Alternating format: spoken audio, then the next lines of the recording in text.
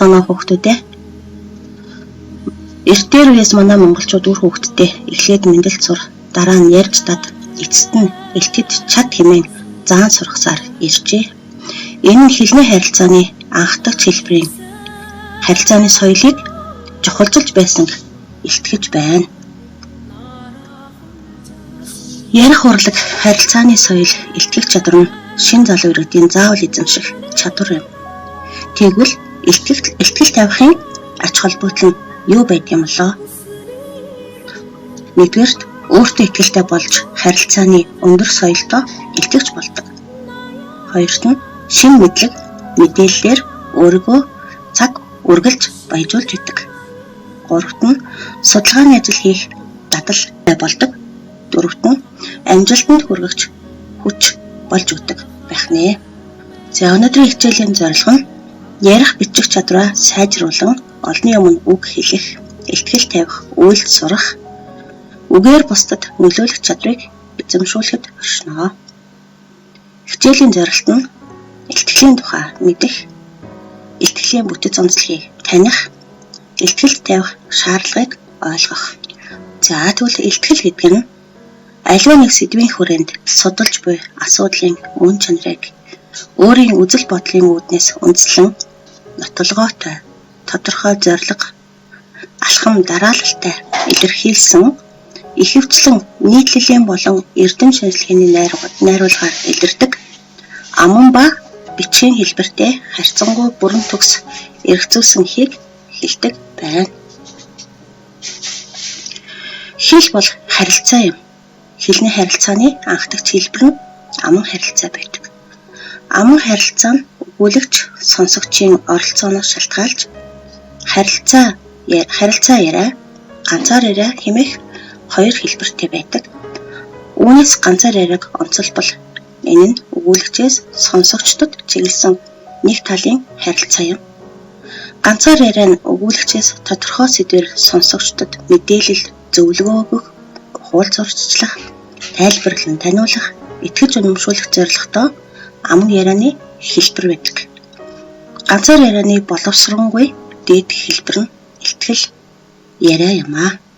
Боломжууд боломжтой болгоход туслах, дуусаж дундуршгүй нөөц бол илтгэл юм гэж багаадгаа хэлсэн байдаг бол илтгэх урлаг бол дэлхийд дээрх бие даасан хүч юм аа гэд чирчил хэлсэн байх нь мянган зүрх сэтгэлийг нэг дор дагуулах тэнгэрлэг хүч гагцхүү уран илтгэгчдэл заяажээ гэмээн Ричард Ботл хэлсэн байдаг нэ.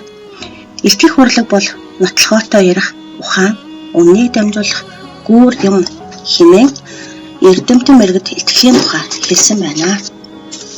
За, итгэлийн бүтц нь эхлэл ба оршил хэсэг нь 15% эзэлдэг болвол гол ба үндсэн хэсэг нь 70%-ийг, төгсгөл ба хэсгийн харьцаа нь 15%-ийг эзэлдэг байна.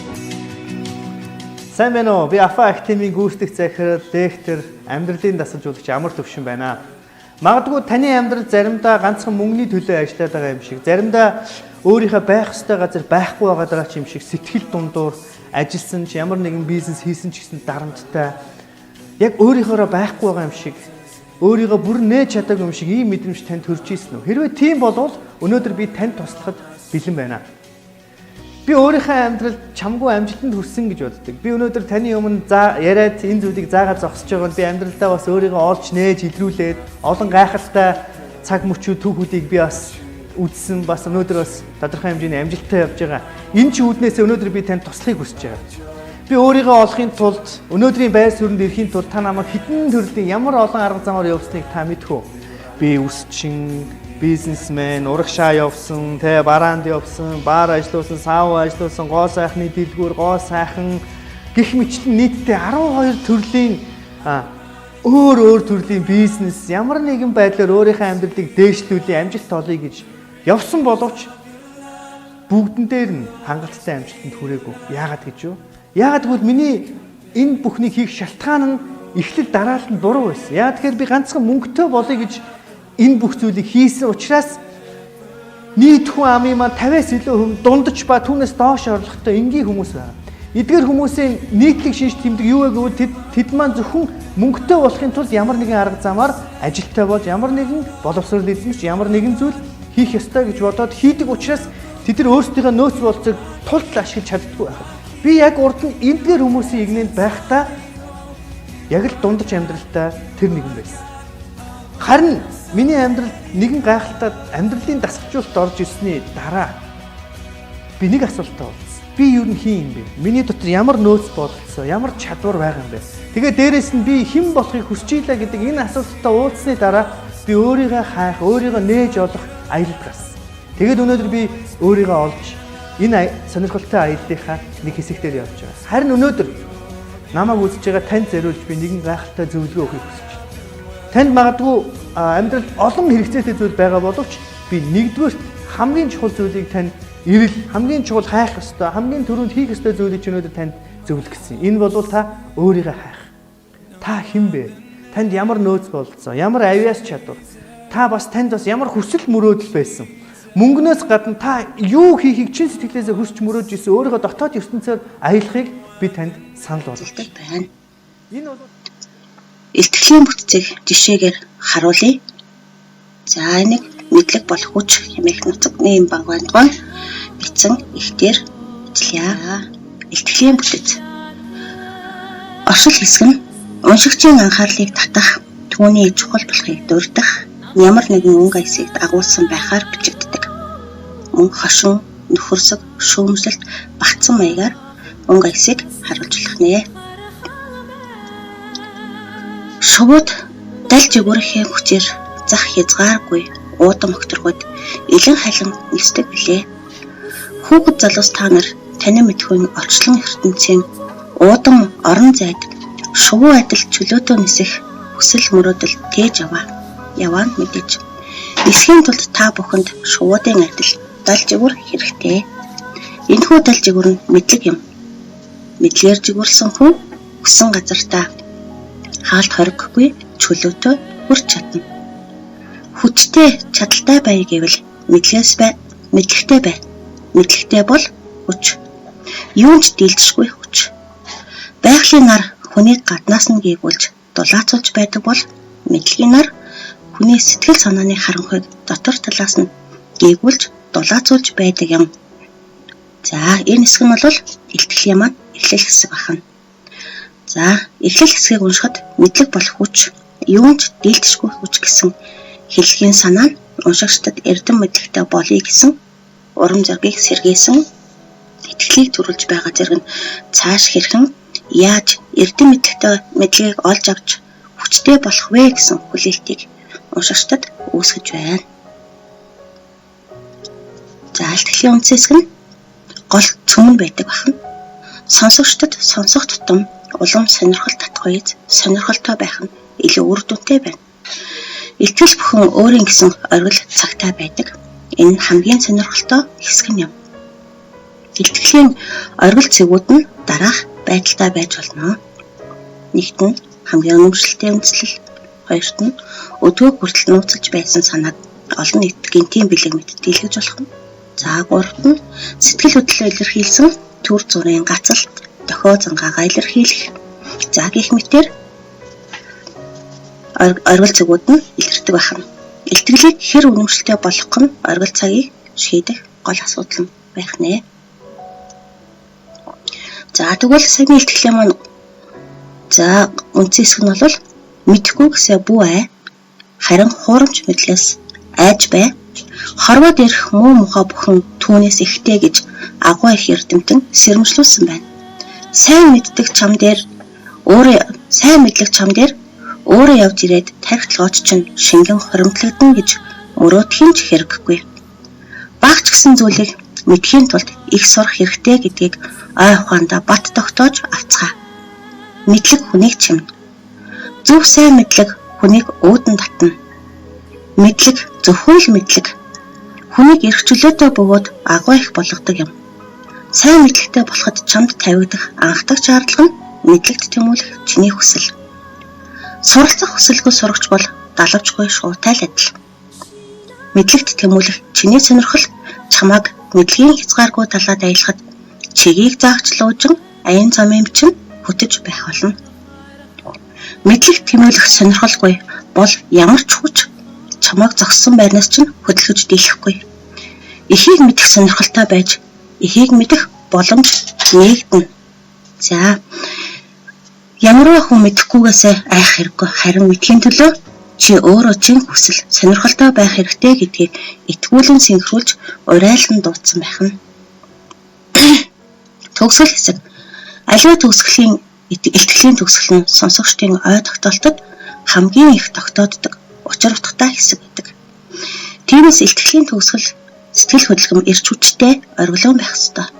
Утгын хувьд төгсгөл хэсэг нь илтгэлийн гол санааг агуулж байдаг учраас түүнийг сонсогчдын хувьд ойлгогдох хамгийн боломжтой хэлбэрээр өгүүлэх нь тохиромжтой байдаг. Үүнд ямарваа нэг ажилд урайлан дуудах, чин сэтгэлээсээ найр үг хэлэх, инээлгэх, шүлгийн мөр хэлэх, иш татсан үг хэлэх, оруулах гэх мэтээр өргөн аргыг ашиглаж болдог байна.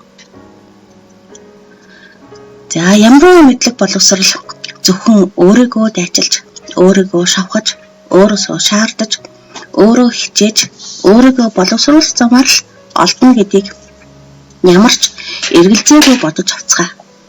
Хинээс ч хараад бус эрх чөлөөтэй бай гэж хүсч байгаа бол мэдлэг боловсралтай бол. Мэдлэг боловсрал эрх чөлөөг буутаа зэргээс илүү мундаг юм. Биеийн жаргал эрүүл мэндэд, ухааны жаргал мэдлэгт байдаг гэж эртний грекийн нэгэн хүн хэлсэн байна. Ухааны жаргал эдлээ гэж чин сэтгэлээсээ хүсч байгаа бол мэдлэгт шунан дурлаж тэмүүлэх хэмээн заалтгал юм төгсгөл хэсэгт дурдсан байна. За тэгвэл ухааны жаргал эдлээ гэж чин сэтгэлээсээ хүсч байгаа бол мэдлэгт шунан дурлаж тэмүүл гэдэг урайлан дуудсан өгүүлбэрээр илтгэлээ төгсгсөн байна. Эрдэм мэдлэг гэдэг хүнийг насан туршид нь эрх чөлөөтэй жаргалтай байдаг юм шүү гэдгийг оновчтойгоор илтгэжээ. Илтгэлийн онцлог. За амжилтад хүрэх боломж нь байдаг. Илтгэх ур чадвар бол манлайлагчийн зэвсэг болдог. Танилын хүрээ нэмэгддэг. Айцаа даван туулах чадвартай болдог.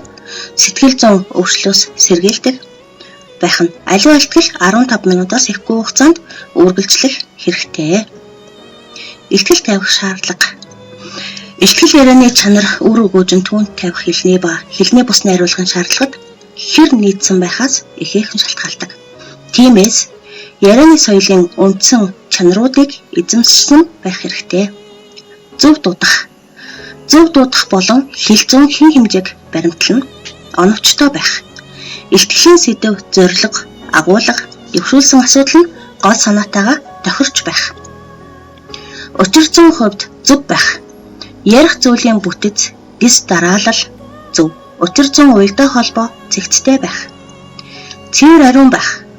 За энэ үг хэлхийн сонголт зөв, найруулга нь энгийн байхыг шаарддаг бахан яруу сонсголонтой байх. Ярих зүйлийн үнэлэмж, өнгө аяс, хандлага, эерэг зөв байх.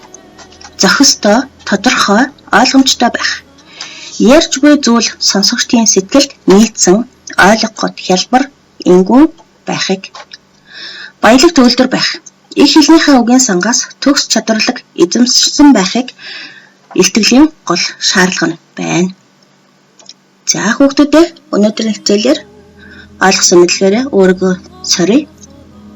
За нэгтэн илтгэх урлагийн онлын үндс нь үгийг зөв хэлж ярихад оршино. Аад нь тийм, Б'д нь үгүй. За зөв хариулт нь А. Хоёрт нь илтгэлийн бүтц нь дараах харьцаатай байдаг. Зөв хариулт нь Б.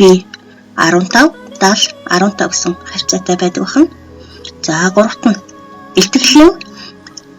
илтгэгчийн галт зэвсэг бол үг юм гэсэн өгүүлбэрт ямар ур маягийг ашигласан байна вэ? Аад нь зөөрлөл, Б'д нь эксгэл, C'д нь адилтгал. За зөв хариулт нь үгийн шарах, үгээр алах хэмээн ярьдаг тул үгийг галт зэвсэгтэй адилтгсан учраас адилтгалын ур маягийг ашиглажээ. Гэрийн даалгавартаа би мэдж чадаж байна гэж бодох нь өөрийгөө алж байгаа хэрэг мөн гэсэн сэдвээр илтгэл бичиж ирээрэй. оршил буюу эхлэл хэсэг, үндсэн хэсэг, төгсгөл хэсэг гэсэн бүтэцтэйгээр ихтгэлээ бичгэн. За ихтгэл бичгтээ анхаарах нь товчхон, сонирхол татах үйс, уялдаа холбоотой, бусдад сургамж болж ач холбогдол өгөх үйс байхыг анхаарч бичиж ирээрэй.